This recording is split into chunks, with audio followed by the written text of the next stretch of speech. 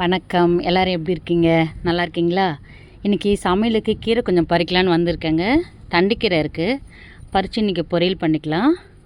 பாருங்கள் எவ்வளோ தண்டுக்கீரை இருக்குது, எல்லாத்தையும் பறிச்சிக்கலாம். கட் பண்ணி விட்டால் வளரும், வேண்டாம் அப்படியே பிடுங்கிக்கணும், வேறு கீரை போட்டுக்கலாம். பாருங்கள் எவ்வளோ இருக்குது. நம்ம இந்த மாதிரி ஒரு தொட்டியில் போட்டால் போதுங்க, ஒரு சமையலுக்கு ஒரு நாளைக்கு பறிச்சிக்கலாம்.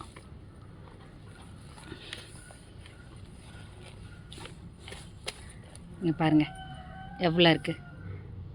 எல்லோரும் வேலைக்கு போயாச்சுங்க. காலையில் சாப்பாடு கட்டி கொடுத்து அமுச்சிட்டேன். இப்போ 2 பேர் தான் வீட்டில் இருக்கோம். எங்கள் 2 பேருக்கும் இந்த கீரை போதும், மதியானத்துக்கு மட்டும்தானே, இதுவே போதுங்க. பாருங்கள் பொரியலுக்கு தேவையான தண்டுக்கீரை பறிச்சாச்சு. எவ்வளோ ஆயிருக்கு பாருங்களேன். பாருங்கள் எவ்வளோ இருக்குது பாருங்கள், சூப்பராக இருக்குல்ல. நம்ம வீட்டு மாடியிலே போட்டு பறித்து செய்கிறப்ப அது ரொம்ப சந்தோஷமாகவும் இருக்கும், ரொம்ப நல்லா இருக்குங்க மனசுக்கு. நீங்களும் இதே மாதிரி உங்கள் வீட்டில் போட்டு ஒரு சின்ன பாக்ஸு, இந்த மாதிரி ஒரு கேரி பேகு, ஒரு தண்ணி கேனு அதில் கட் பண்ணிவிட்டு ஒரு பாதி அளவு கூட போடுங்களேன். இந்த அளவுக்கு கீரை கிடைக்கும் உங்களுக்கு.